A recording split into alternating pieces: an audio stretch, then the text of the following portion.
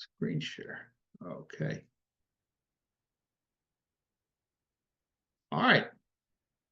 So, nice to see everybody after some time. First, recovery from my surgery, and then many of you were involved in a meeting last week.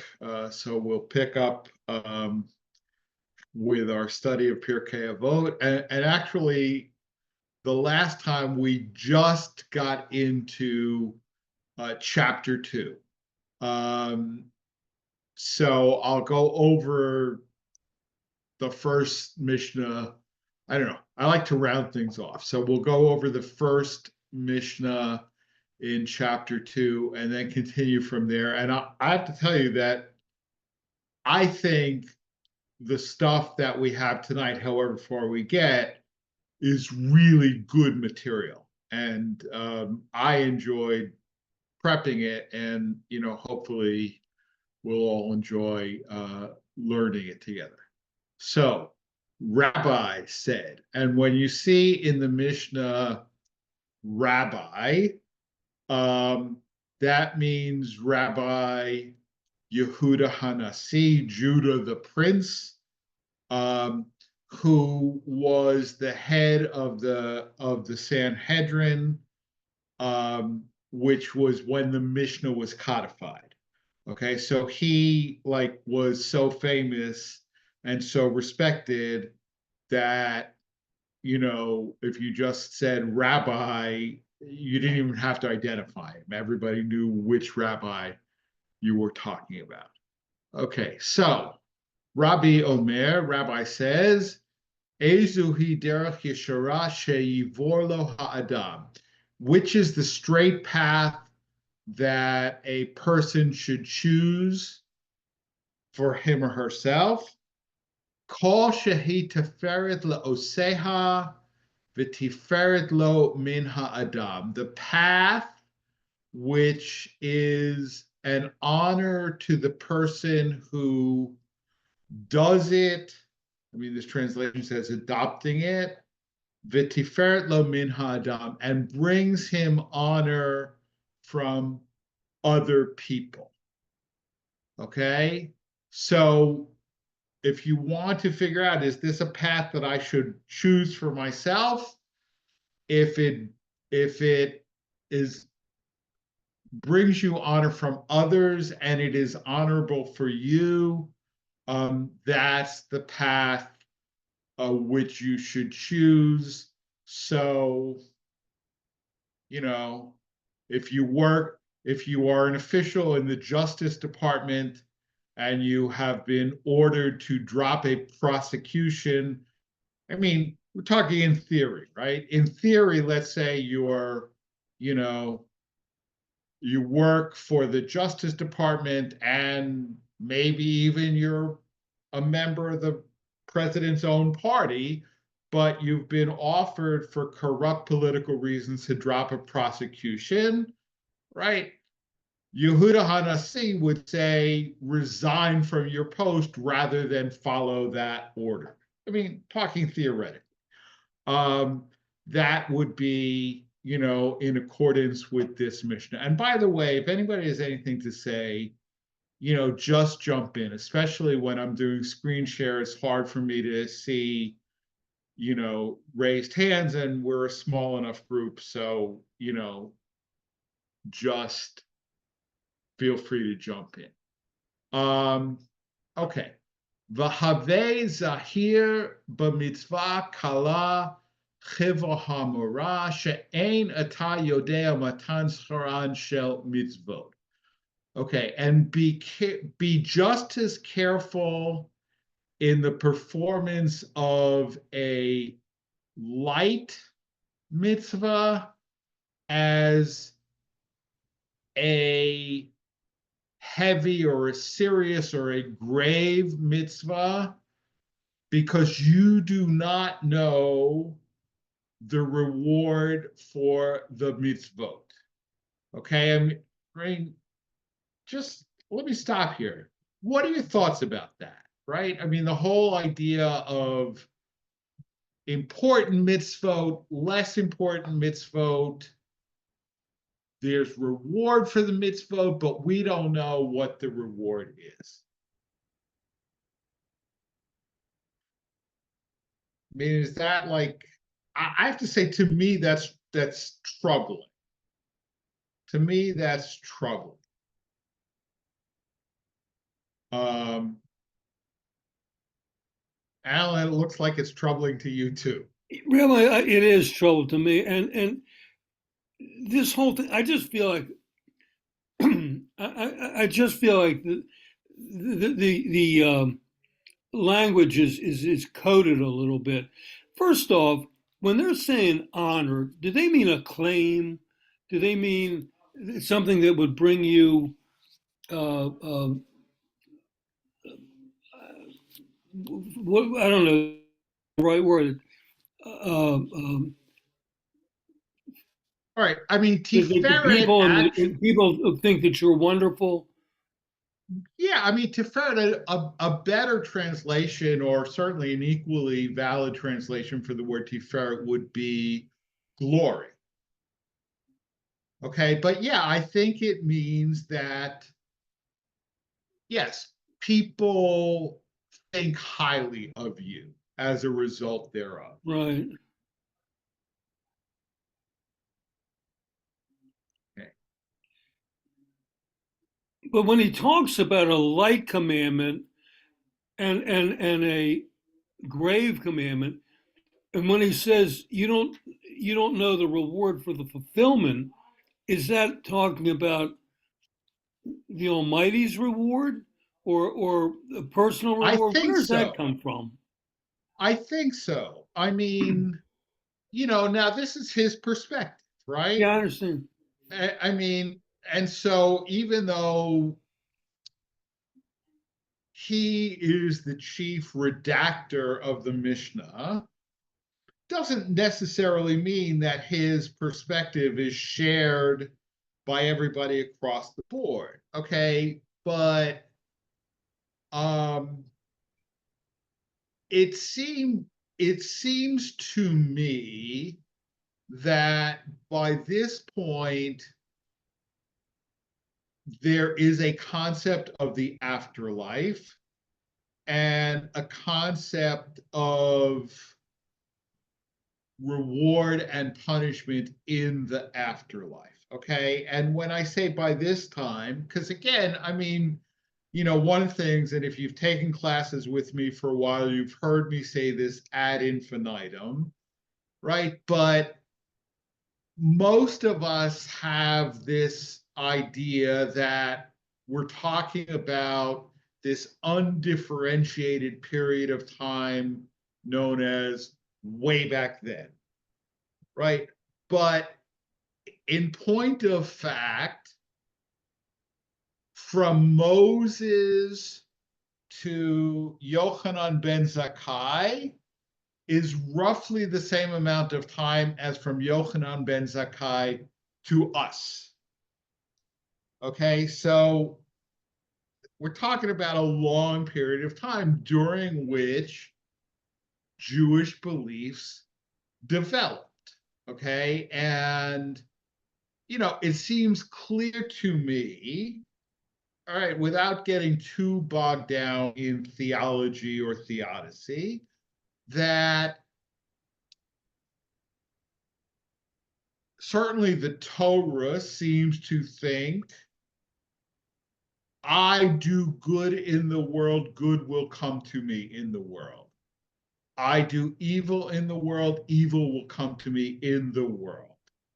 And certainly by the time, not that much later, people observe, well, the world doesn't always work that way, right? And so the afterlife is developed as a response to that perceived injustice, right? Yes, things might go poorly for you in this world, even though you are a righteous person, but don't worry about that. I mean, this world is just a corridor to the world to come. and everything will be set right in the world to come. Okay. And again, you don't have to buy that, but I think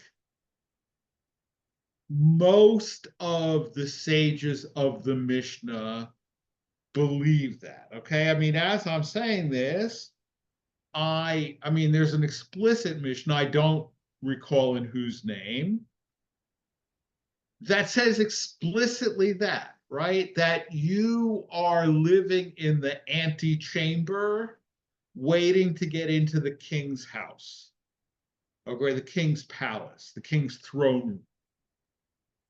This world is the antechamber. The throne room is the world to come. Prepare yourself in the antechamber so that you might enter the throne. Okay, so it seems to me that that's what Yehuda Hanasi believes, right? I mean, this idea of, I mean, this idea of, you know, lighter mitzvot and graver mitzvot.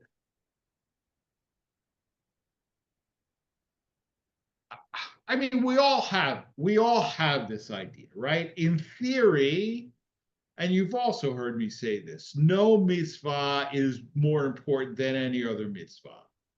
But in practice, I mean, but even, I mean, in the Mishnaic discussion of the conversion process, it says we teach the prospective convert, and it uses exactly the same phrase. Few mitzvot kalot and a few mitzvot hamorot. Okay? And then we convert them. Doesn't talk about a whole long year or 2 or 3 year long conversion course. We teach them a few easy mitzvot and a few less easy mitzvot, and then we convert them. So, you know, clearly that idea exists. Now, he doesn't say what are light mitzvot and what are grave mitzvot. And he's basically saying, don't think you really know, because maybe your sense of that is different than God's sense of that. Yeah, Joe. No, no, that was my question too. How do we distinguish the light ones from the grave ones? And what, yeah, what did they mean back then? Well, I'm not sure what they meant back then.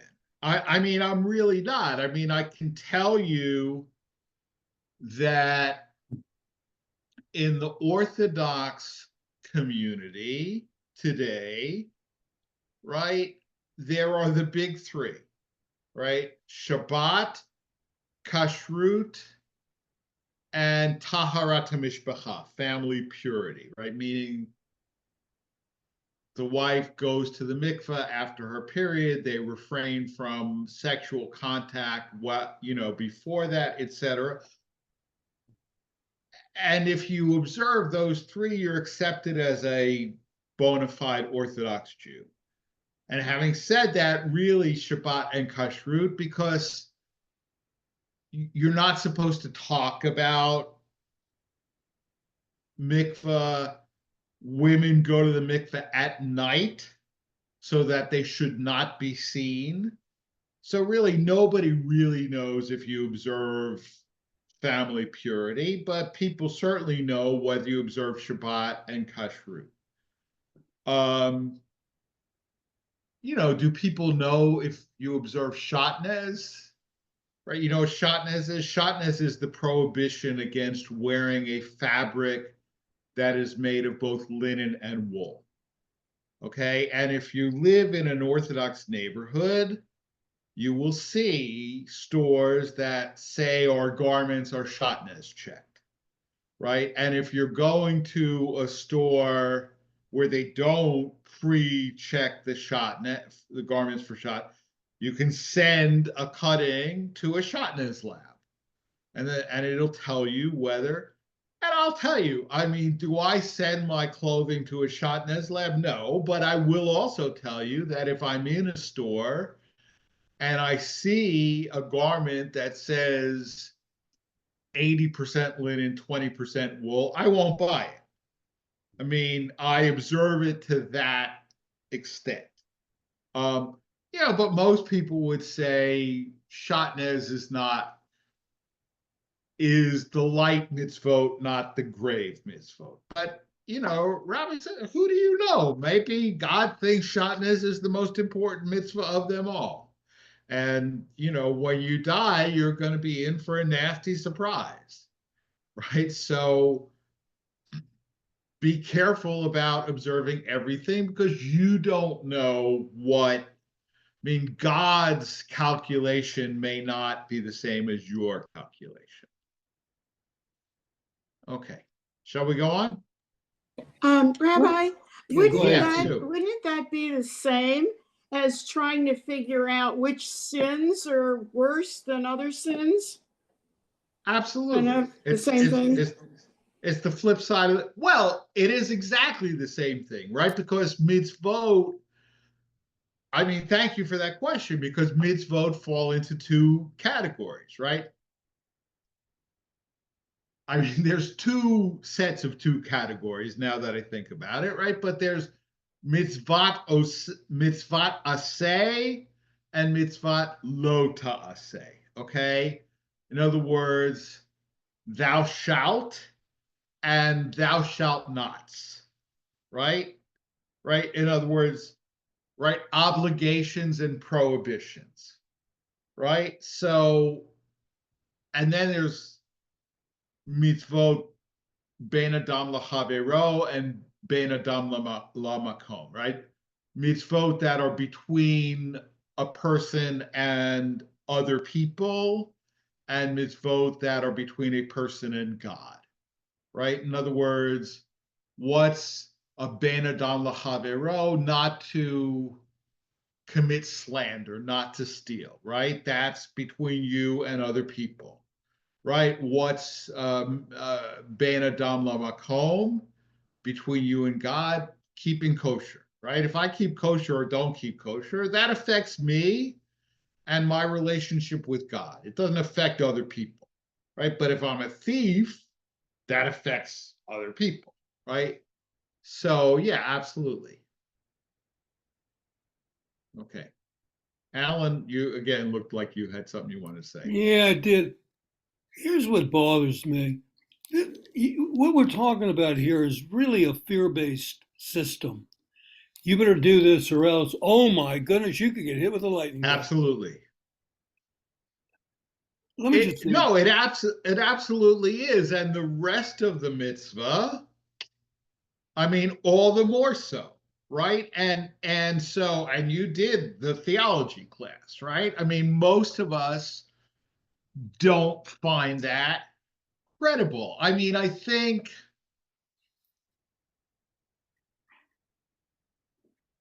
the more the modern Jew thinks about it, the less credible that fear-based system really is, right? But I also think most modern Jews don't think about it at all. But for those of us who do, yeah, it's not really credible. I observe the mitzvot I observe, not because I think God's gonna punish me if I don't. Right? There are all kinds of other reasons, but God punishing me is not high on the list. Right? It's just not. And maybe it should be, right? Maybe we should all go in for Pascal's wager, right? For those of you who are not familiar, Blaise Pascal's wager said, I don't know if there's a God or not, right? But if I act as if there is, I haven't lost anything, right? Whereas if I act as if there isn't and there is, I'm in big trouble after I die. So I might, right? So look, and I know people who observe the mitzvot precisely for that reason. They are agnostics, but they are hedging their bets. But now, Now, I mean, I really like Emerson saying the reward for a thing well done is having done it. And I think a lot of people do that, especially if you become proficient in anything. The more you do, I just think that's important. That's not what we're talking about here. And yeah, I understand you can do it as a game theory reason, but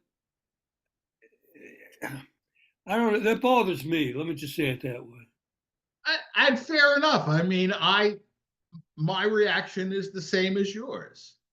But having said that, I mean, I think there is value in studying stuff that we might find objectionable, right? I mean, and I think, frankly, I think one of the problems, it may not be the biggest problem, but it is a problem of modern American Judaism, certainly modern American non-Orthodox Judaism, is that rabbis want to tailor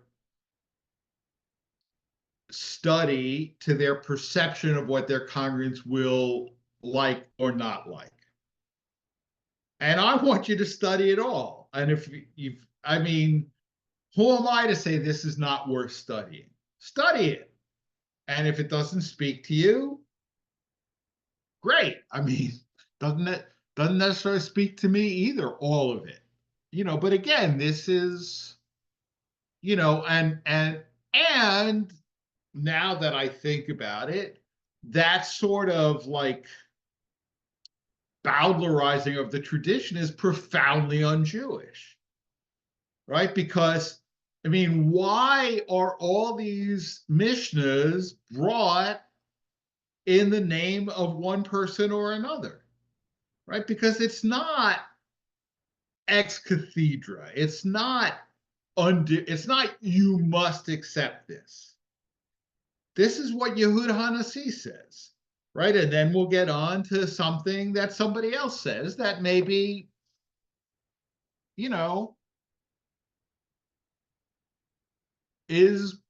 will speak to you more. Okay. So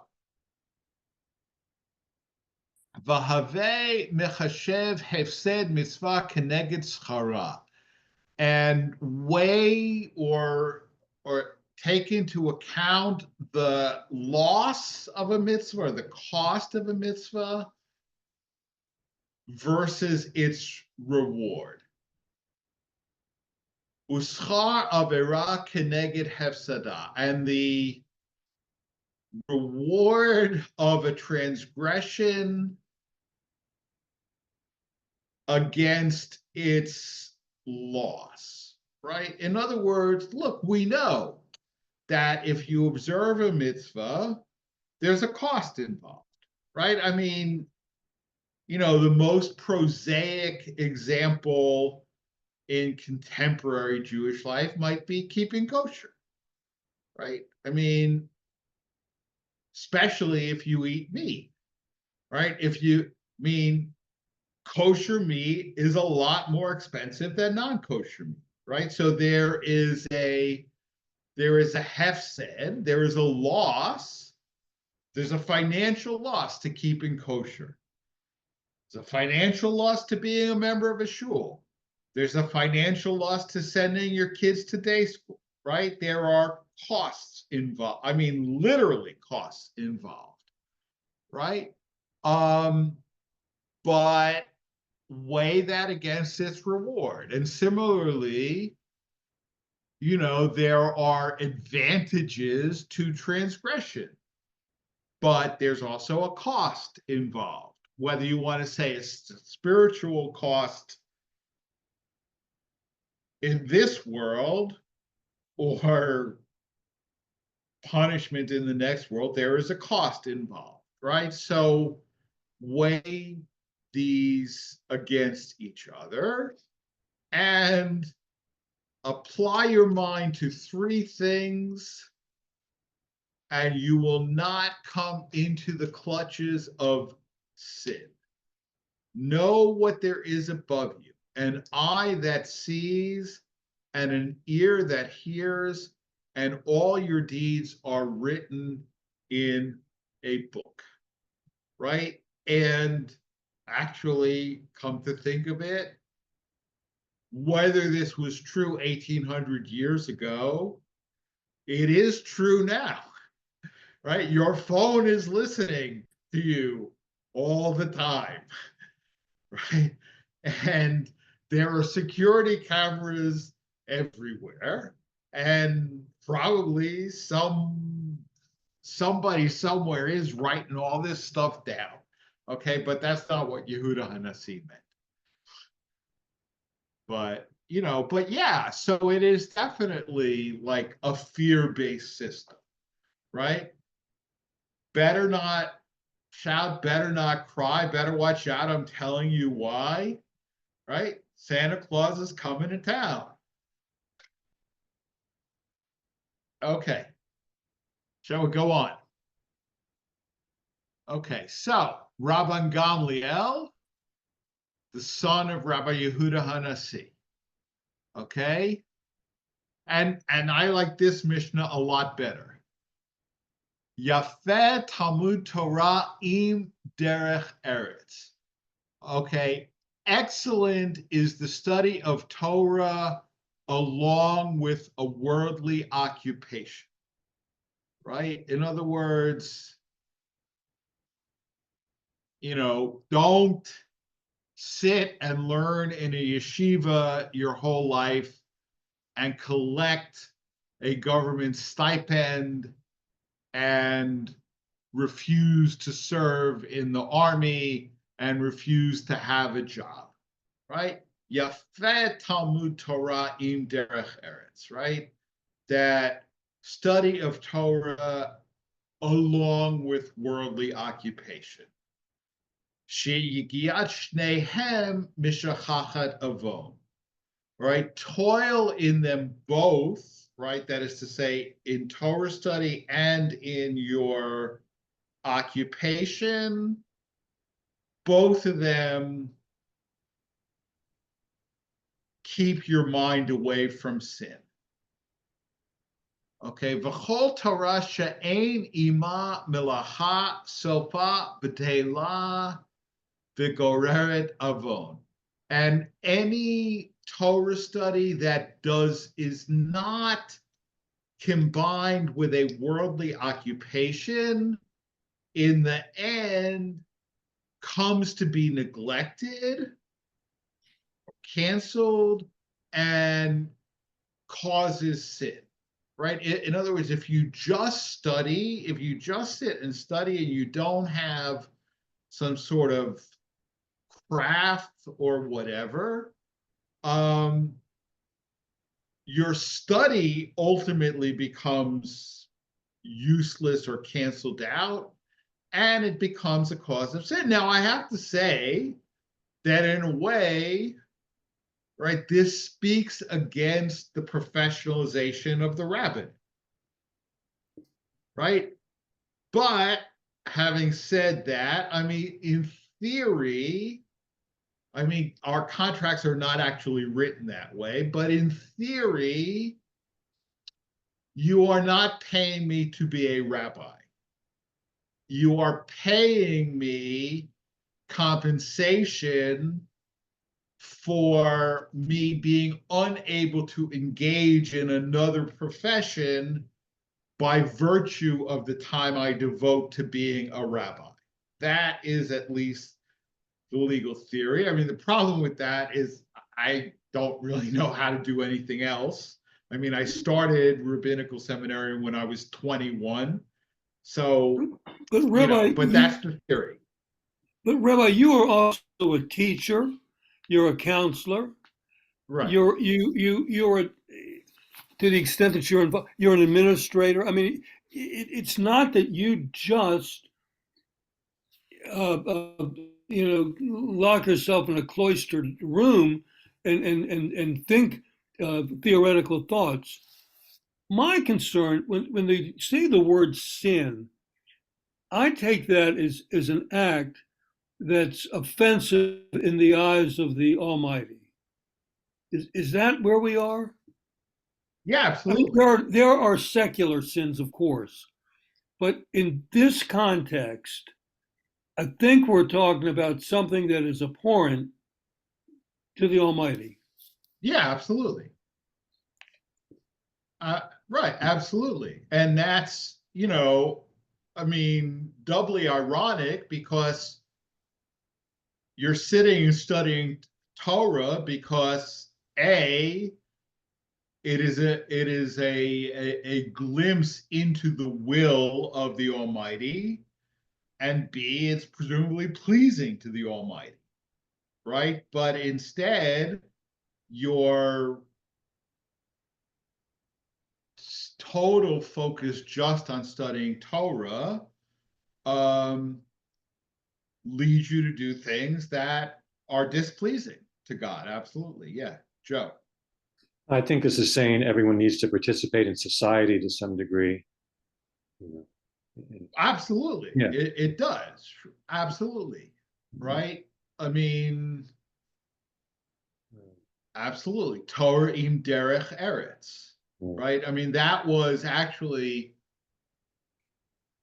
Torah im derech eretz was the ideology of Samson Raphael Hirsch, who was the founder of what we might consider modern Orthodoxy in Germany, right? In other words,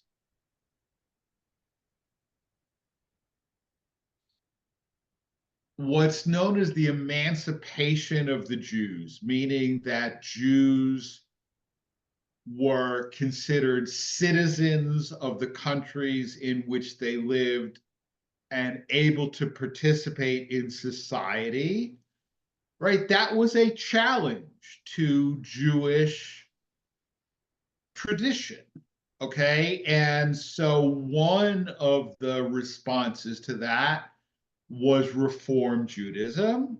And let us never forget that conservative Judaism actually is an outgrowth of Reform because some of the reformers felt that Reform had gone too far. So they became, that's the foundation of the conservative movement, right? And others within Orthodoxy said, well, just because society will now allow us to participate doesn't mean that we have to accept that invitation. But then there was Hirsch, who specifically Torah im derech eretz, right? In other words, go to university, right? Become a lawyer, become a doctor, become an accountant, play the violin. That doesn't mean that you can't also observe the mitzvot strictly, right? And that was Torah im derech eretz. So, yeah. But that wasn't always easy to do for Jews either. No, it wasn't, and it depended No, on the it was a society. real challenge. Absolutely, and it depended on the society, right? And I mean, if you look, and all of these ideologies were developed in Germany, right? All, even though most American Jews are not descended from German Jews, right? Some of us are, but most of us are descended from Eastern European Jews, right? Let alone there were also Sephardim and whatever, but probably 75, I mean, this is a rough guess, but I think it's probably not far from accurate. 75% roughly, I think, of American Jews are descended primarily from Eastern European Jews, right? But all modern Jews are intellectually German Jews, right? I mean, if you're Reform, that started in Germany. If you're conservative, it started in Germany. If you're modern Orthodox, it started in Germany. If You are Haredi, it also started in Germany, right? I mean, if you're completely secular, maybe that's Eastern European, okay? But most of us are, all modern Jews are intellectually descendants of German Jewry. But we see how that turned out, right? I mean, the society that was most welcoming of Jews, where Jews flourished as nowhere else, was Germany. In fact, I'll tell you, I mean, it's a digression, but we do digressions here, right? I had the privilege of studying with Jacob Rader Marcus. Okay, Jacob Rader Marcus is literally the founder of the discipline of American Jewish history. Okay, and he was a World War I veteran who, I mean, he was in rabbinical school at HUC, took time off to be in the army during World War I, came back, was ordained at HUC, went off to get his PhD in Germany. Okay, so you can imagine how old he was when I studied with him. He was in his early 90s, I think. Okay, and he was active, like publishing, until he was about 100 years old. But Marcus was originally a historian of European Jewry. Okay, and he founded the discipline of American Jewish history because he became convinced that America was going to be the center of gravity of world Jewry. Okay, and nobody was writing that history in a scientific, academic way. So he switched from the history of German Jewry to the history of American Jewry. And I remember there was an interview with him,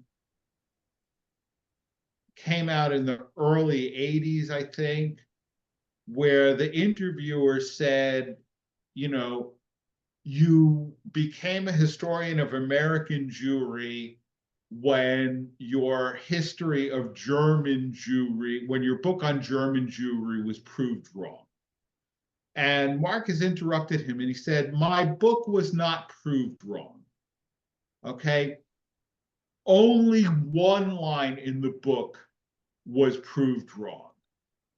I wrote, I can't imagine he'll kill the Jews. He did.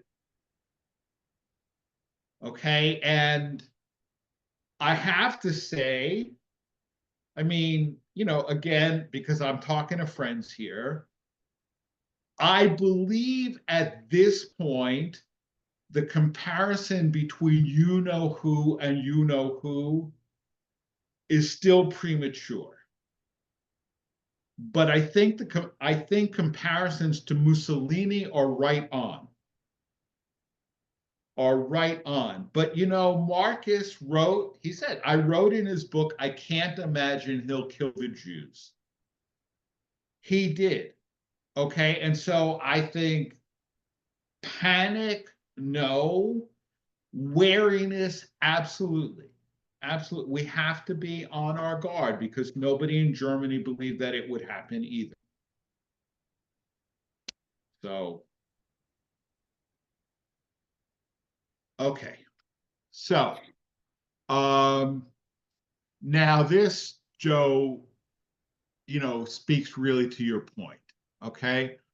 V'chol ha'amelim im hatzibur, everyone who labors with or for the community, meaning for the sake of the community, Yehiyu amelim imahem l'shem shemaim, you should labor with them, with the community, for the sake of heaven, right? In other words, L'Shem Shammai means like for its own sake.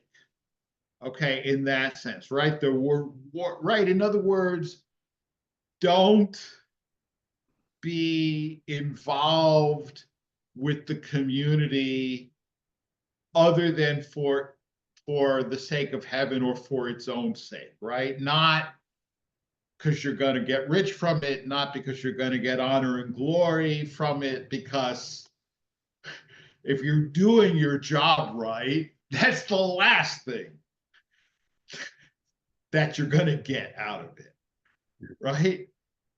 So do it for the sake of heaven.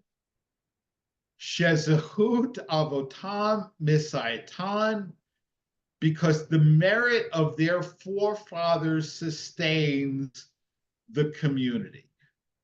V'tzidkat tam omedet la'ad, and their ancestors' righteousness stands forever. In other words, right, and this, right, the point is, right, you are involved in the community. God rewards you for that, not because the people who make up the community are so wonderful, right? But because they're descended from the patriarchs and the matriarchs, right? I mean, why do we say, right, when we say the Amida, right, Elohei Abraham, Elohei Yitzhak, Elohei Yaakov, right? We're saying to God, look, we know that, like, if you're just looking at us, you're not going to answer our prayers, right? We have no merit, right? And that, I mean, that is one of the key themes of the High Holiday Liturgy, right? Right? We know we're schnooks, okay, but we come from good stock, right? And they knew that 1800 years ago too, right? That you will be rewarded for serving the community because of who they're descended from, okay? And as for you, right, God in such a case says, I credit you with a rich reward, schar harbe ke'ilu asitem, right? As if you had accomplished it all, right? In other words, look, I know, because you're dealing with these fractious Jews, right? That you're going to work hard to serve the community, and you're definitely not going to accomplish everything you set out to do, but I'm going to give you credit as if you had. Okay, so thoughts, comments on this? When it says for their forefathers, that's not talking about the Jews in that case, right? No, it is. It is. No, what I mean here, look, all right, so that's a different context. Okay. I mean, and so I may have confused things by talking about Hirsch, right? I mean, I spoke about Hirsch because of the phrase Torah im derech eretz, right? I mean, look, the society of the Mishnah is a Jewish society, But that right? work, I that's mean, what, right, it's a Jewish society under occupation, right? Under Roman occupation, right? But if Rabban Gamliel is talking about being involved with the community, he's not talking about a mixed community of Jews and Gentiles, right? He's talking about the Jewish community, right? So in that sense, look, the application of any of this becomes complicated, right? And that's where, Hirsch and for that matter, all of those ideologies that developed in Germany, right? Well, when it said, about the worldly, combined with the worldly occupation, Right. is that assuming anybody that hires you for for an occupation other than well, you're not hired to study Torah, but outside of studying Torah is going to be a Jew? Yeah, absolutely. Okay. Okay. Yeah, I mean, or let's say most I'm likely. thinking in terms of a multicultural community. No, it's not a multicultural society. I mean, it is a Jewish society under Roman occupation. Okay, so it's a different context, but we often fail to appreciate how our situation as American Jews is historically quite unique, right? I mean, where did your grandparents come from? Russia. Russia. Russia. You think the Tsar cared what they thought? Did they have any input in, right? I mean, they pretty much, I'm going to assume, I mean, even if they lived in a shtetl that was half Jewish and half Russian, right, the Jews pretty much kept to themselves, right? And right, may God bless and keep the Tsar far away from us. Not inaccurate, actually, right? So the fact that we participate in society, go to school with non-Jews, have the same primary language as everybody else, right? I mean, your grandparents, when they came from Russia, what was their primary language? Not Russian, Yiddish, Yeah. right? I mean, we don't speak a Jewish language, right? We speak English like everybody else, right? That is also historically like new, right? And we vote. That's new, right? And this and it's what I mean. And in my opinion, we still haven't figured this out, right? We knew what to do when we were persecuted, right? We don't so much know what to do when we're not persecuted, right? And even in the current situation, I mean, again, we have to watch out because there are Christian nationalists in the White House, right? But the main people being persecuted are not Jews. And the ones who are, there are certainly Jews who are being persecuted, but they're not being persecuted as Jews. They're being persecuted because they're trans, or they're being persecuted because they're Latino, right? Or whatever, but they're not being persecuted per se as Jews. Being persecuted even as women, but not as Jews, right? And so this is a whole new situation.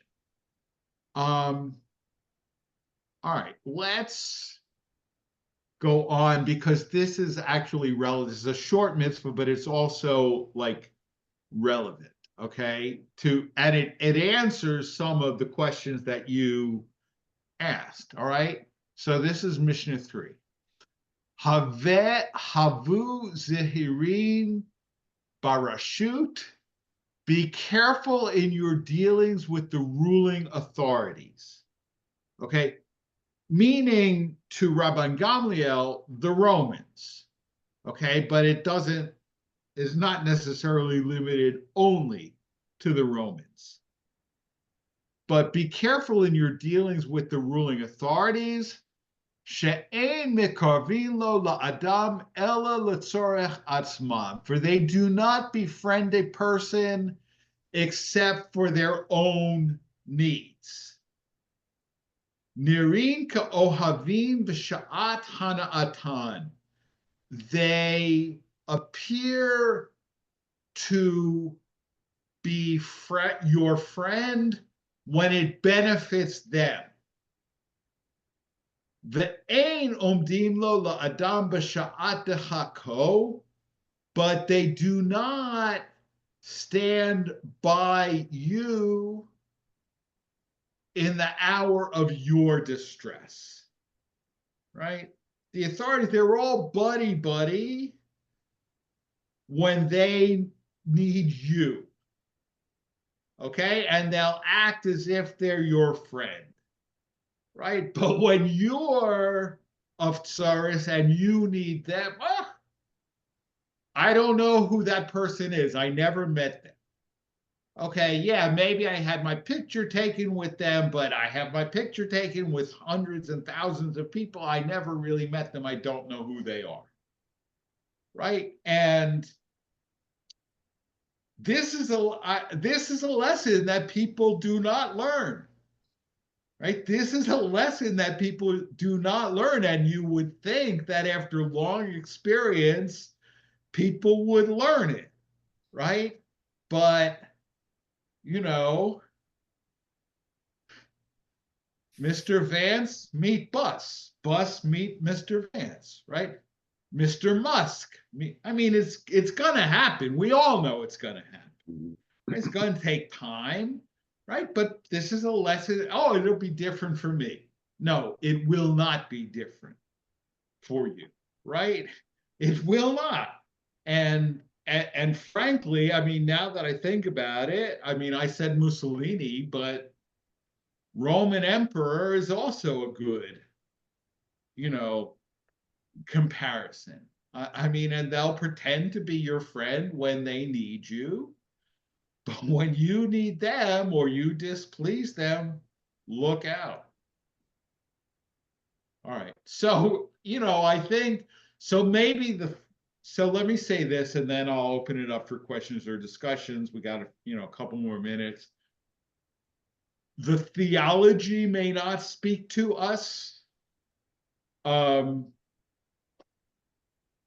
the advice for living well, I think, does, right? And so, Rabban Gamliel maybe speaks more to us than his father did. I mean, but I find the two paragraphs that we've studied tonight that are attributed to Rabban Gamliel speak to me a lot.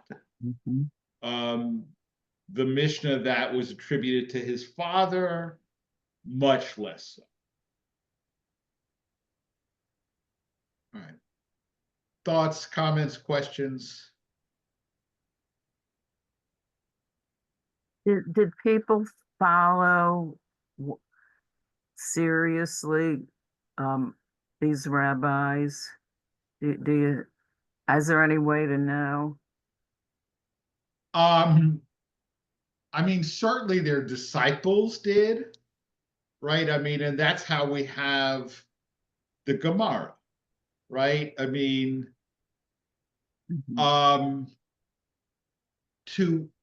to what extent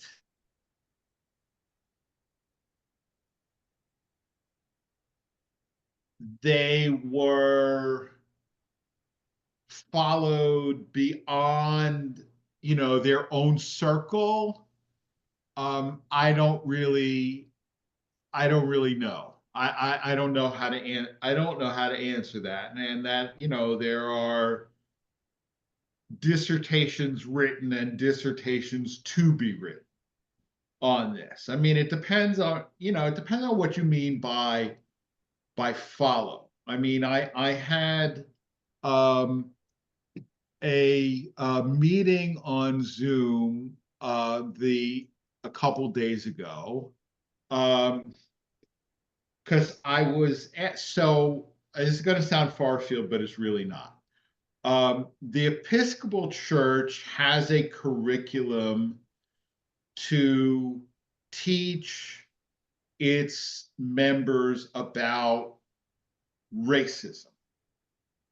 Okay, and a Jewish woman who I did not know, but she's one of the founding members of Avot Shalom, and has been very active in both the Jewish community and in anti-racism stuff. So she took this course, and she was disturbed that there was nothing in this course about anti-Semitism.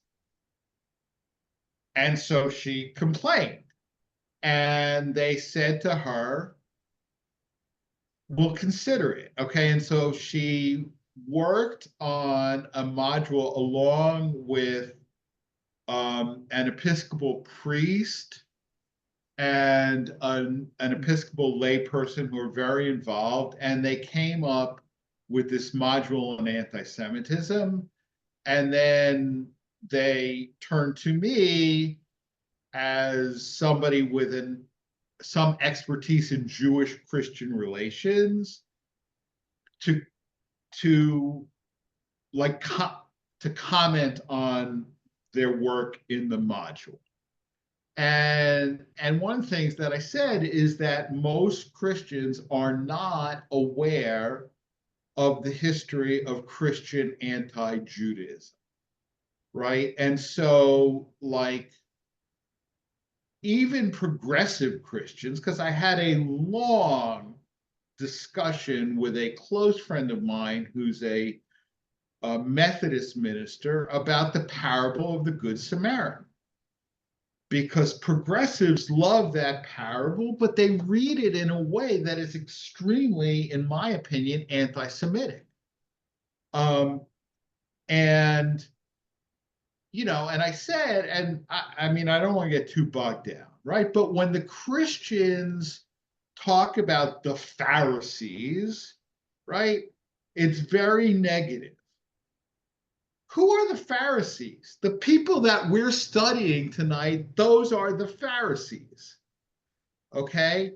And I said, when you call them the Pharisees, we call them our sages of blessed memory, right? Chazal, Chachamenu Zichronam Livracha, our sages of blessed memory. So in that sense, people definitely listen to them, because the Judaism that we have now,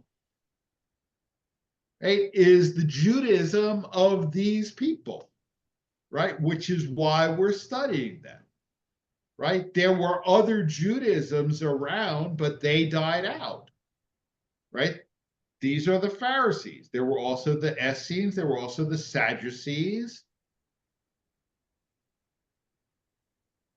Right? So in that sense, we certainly follow them, okay? Whether to what extent people really look to them for guidance in every aspect of their life is a harder question to answer, right? Was that limited really to this rabbinic caste, even, you might say, or was it more widespread? I don't know. All right. Thank you very much. And good night. Thank Rabbi. you. Good night, Rabbi. Thank Thank you. you. Thank Thank you. you. Good night. Lots of Great. Thanks.